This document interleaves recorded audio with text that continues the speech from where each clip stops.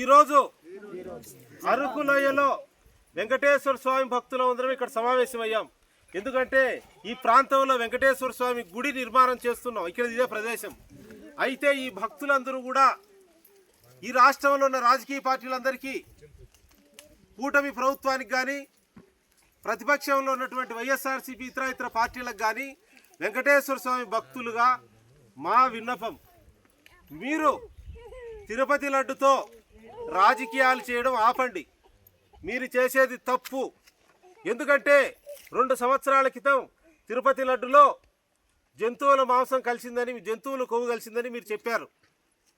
మరి చెబితే ల్యాబొరేటరీలో పరీక్షలు చేసి, శాస్త్రీయ దృక్పథంతో పరీక్షలు చేసి వాళ్ళకు దోషులకు శిక్ష పడాలన్నా వద్దా?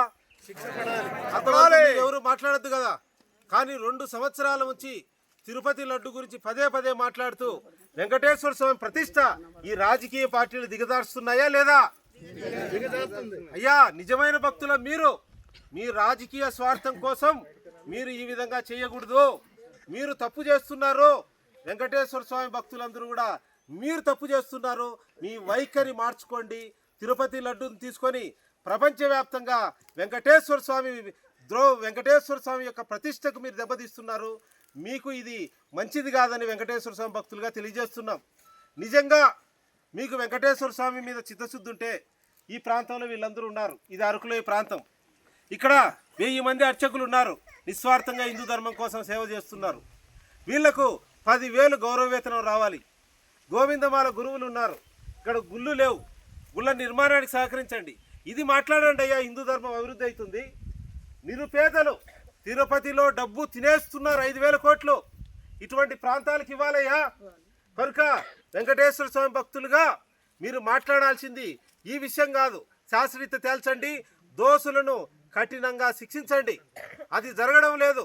ఇదంతా ఒక రాజకీయ ఉద్దేశంతో చేస్తున్నారు. ఇది మంచిది కాదు. కనుక మార్చి 15వ తారీఖు అన్నమయ్య వర్ధంతి అవుతుంది. ఆంధ్ర, తెలంగాణ, దక్షిణ దేశవ్యాప్తంగా అన్నమయ్య వర్ధంతి చేస్తూ తిరుపతి లడ్డుతో రాజకీయాలు చేయకండి.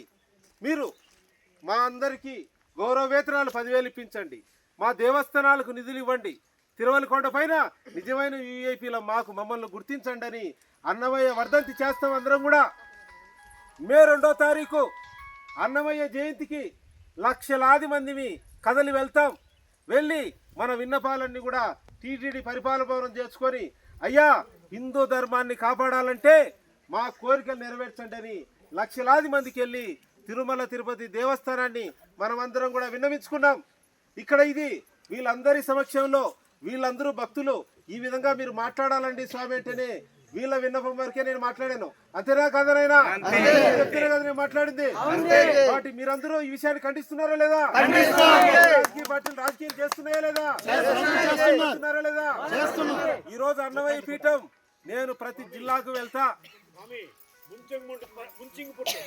ముంచింగిపట్టు గ్రామంలో కనుక ఈ విధంగా చేయడం అనేటువంటి తప్పు.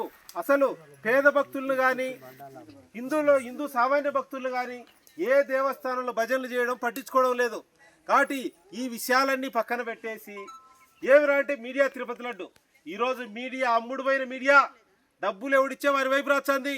సామాన్యుల వైపు మీడియా లేదు. కాబట్టి మన మీడియా ఫోన్లు, వాట్సాప్లు, సోషల్ మీడియానే మనం నమ్ముకున్నాం. ఏమైనా అంతేనా కదా? కాబట్టి మనకు కావాల్సింది వివాదాస్పద విషయాలతో రాజకీయాలు కాదు. కాబట్టి మన అందరికీ కూడా అర్చకులకు, స్వామీజీలకు, గోవిందమాలధారణ గురువులకు, హరినామ సంకీర్తన గురువులకు, శివనామ సంకీర్తన గురువులకు అందరికీ 10,000 గౌరవ వేతనం కావాలి. అదే మనందరి విన్నపం. కనుక మార్చి 15వ తారీఖు అన్నమయ్య వర్ధంతి రోజు ప్రతి గ్రామంలో, ప్రతి ఊర్లో తిరుపతి లడ్డుతో రాజకీయాలు చేయకండి. మార్చి 15వ తారీఖు అన్ని గ్రామాల్లో అన్నమయ్య వర్ధంతి చేసి మే 2వ తారీఖు చలో తిరుపతి అందరం కదలి వెళ్దాం. ఇప్పుడు మనమందరం కూడా 21 సార్లు భగవంతుడా ఈ దుష్ట రాజకీయ నాయకుల నుంచి మా మనోభావాలు దెబ్బతింటున్నాయా, ఈ ఆగడాలు ఆపయ్యా అని వెంకటేశ్వర స్వామిని 11 సార్లు చేసి మా గౌరవవేతనం ఇవ్వని 11 సార్లు 21 సార్లు వెంకటేశ్వర స్వామి నామస్మరణ చేస్తాం గట్టిగా. నేను చెప్తే పలకాలి. ఓం నమో వెంకటేశాయ.